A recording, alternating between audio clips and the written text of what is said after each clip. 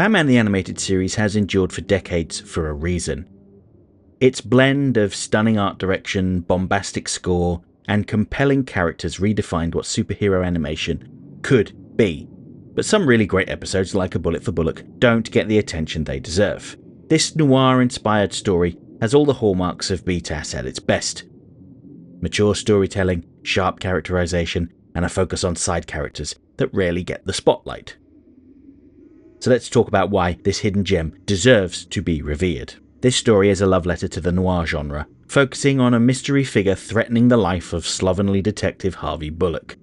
In the opening moments, someone tries to run him over, and later, he's pushed onto the subway tracks moments before a train arrives. We learn that the assailant had been sending threatening letters, but has now escalated to physical violence. You'd think that if someone were threatening the life of a police officer, they'd have every resource available to find the perpetrator. The problem is that for a prolific detective like Bullock, the list of potential suspects is very long. Some of these suspects might even have legitimate grievances against him, given his tendency to violate criminals' rights and rough up suspects. This was something I discussed in an earlier video, where I explore the scale of Harvey Bullock's corruption. Broadly speaking, we concluded that he's dirty more in terms of poor hygiene than being a reprehensible policeman. If the topic intrigues you, check out that video via the info button or the link in the description.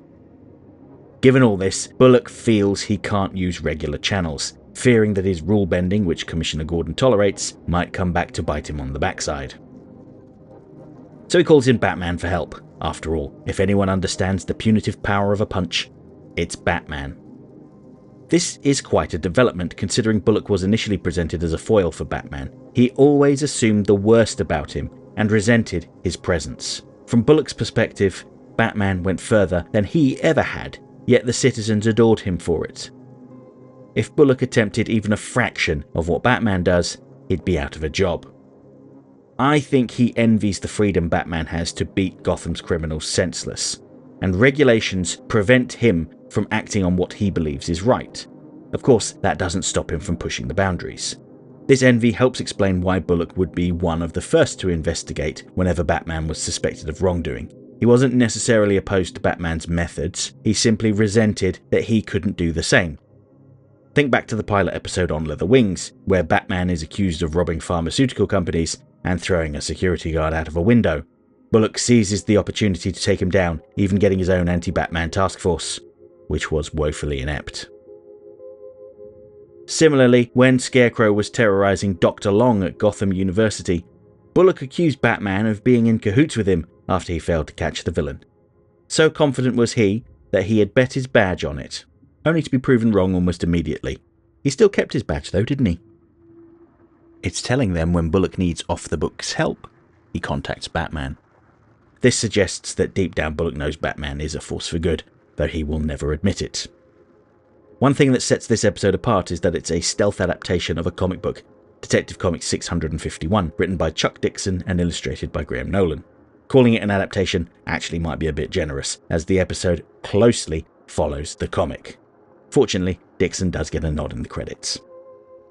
The story was first published in October 1992, nearly 3 years before the episode aired. Notably, most BTAS adaptations drew from older comics like The Demon's Quest or The Laughing Fish, so adapting a recent story was unusual. One notable difference is that the animated version takes place in winter, with Gotham covered in snow, an uncommon sight. Outside of Heart of Ice, where Mr. Freeze leaves snow and ice in his wake during the summer, the only snowy episode set in Gotham that comes to mind is Christmas with the Joker. However, both of those episodes are told from Batman's perspective as he races around Gotham, trying to stop wrongdoers. And before anyone chimes in by saying that Holiday Nights is a snowy episode, that's from the new Batman Adventures. I know I'm being pedantic, but that doesn't change the fact that it's a different show. In the comic, much of the story occurs in the rain, which contributes to its noir atmosphere. Setting the animated version during a snowy winter, however, is just as effective. The episode's slower pace allows us to linger on the scenery as Bullock goes about his daily life, arresting criminals, grocery shopping, and checking his mail. The snow creates a stark contrast between it and Gotham's grimy streets, adding a new dimension to the city that we rarely see. The snow hides the city's grime and degradation, giving Gotham an almost pleasant appearance. Almost. The contrast between the light snow and the dark cityscape feels quintessentially noir. When paired with the late Harvey Cohen's jazz score, it creates a wonderful atmospheric experience. The jazz arrangement of Shirley Walker's Batman theme is fantastic, by the way, and it is such a shame that it hasn't been released commercially. Dynamic Music Partners, who also worked on BTAS, have been gradually releasing their back catalogue, including scores for Teen Titans, Batman Beyond, and most recently Justice League Unlimited. Here's hoping they release the Adventures of Batman and Robin soundtrack soon, and the new Batman Adventures, and Superman the Animated Series, and Sub-Zero. Basically, all of their DCAU music needs to be made available, or I'll scream and scream and scream until I'm sick. Returning to the episode's crime noir vibes, one detail that surprised me was the explicit mention of crack cocaine. Batman references a raid on a crack house and interrogates someone he witnesses conducting a drug deal. You might argue that a crack house is a common term, often heard in daytime news reports. And who's to say what was in that little paper bag? Perhaps it was sherbet. But the scene reflects how far broadcast standards have evolved since BTAS first went into production. It's hard to believe this scene was approved by the same standards team that objected to Grace Lamont punching Rupert Thorne's assistant Candace in Two-Face Part 2. They made Grace pull Candace's hair instead. I really need to get over that one. Another significant difference in the animated episode is the inclusion of Summer Gleeson, a BTAS original character who has yet to appear in the mainline comics, though she had a brief appearance in HBO's The Penguin.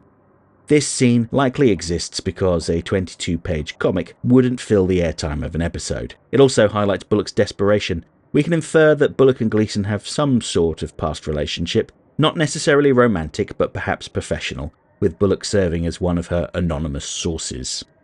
In his anxious state, Bullock betrays her trust by rifling through her office files without permission.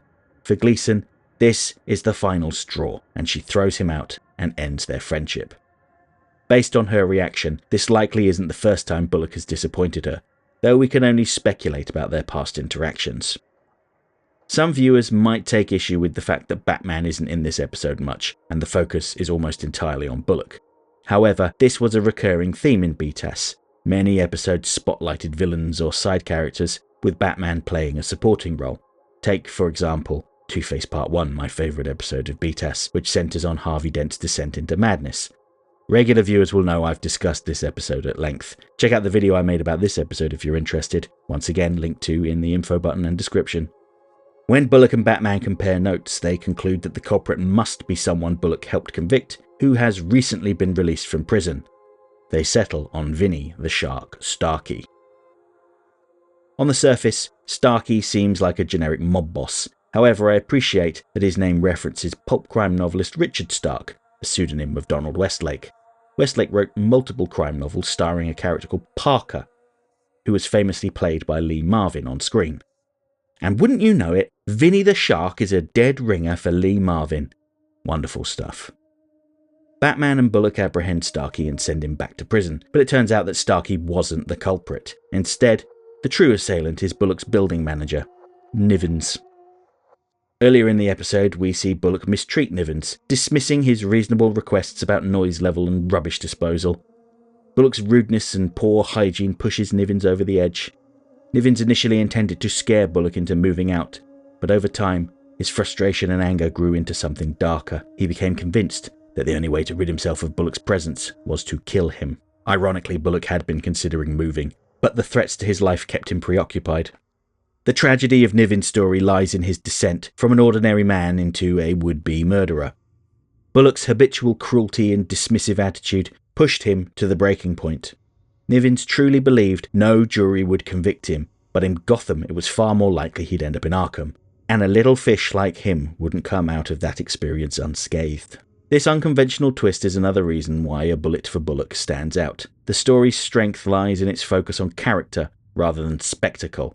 Had the culprit been a known villain, such as Killer Croc, who had previously targeted Bullock, or if Batman had played a more prominent role in the investigation, the story wouldn't have been as memorable. In fact, I think Batman's limited presence enhances this episode. His scenes carry more weight precisely because he's used sparingly. This restraint is a hallmark of BTAS, where episodes often centered on villains or side characters, allowing Gotham itself to shine as a rich, multifaceted world. The episode also offers a rare moment of introspection for Bullock.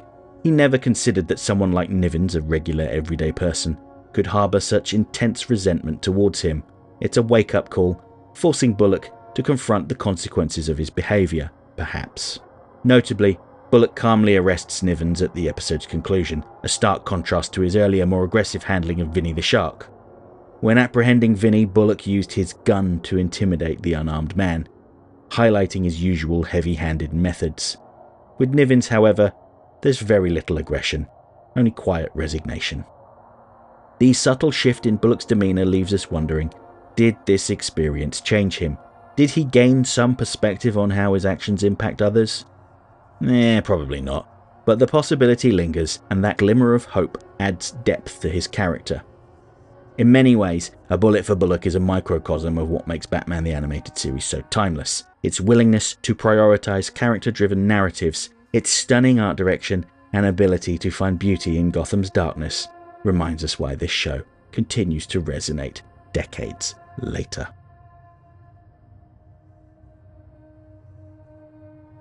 Okay, that's it for this week's essay. If you liked the video, don't forget to like, share, subscribe, leave a comment, tell all your friends about me. You know how YouTube works. If you really enjoyed the video and have the means, please consider making use of the thanks button to send a buck or two my way, because every little helps.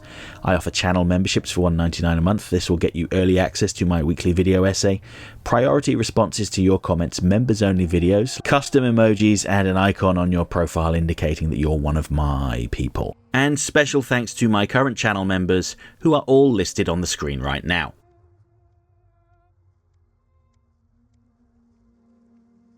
Next time. On Monday, we're going to be talking about the #1 Beware the Batman villain from my recent villains poll. It's Batman's polar opposite, anarchy.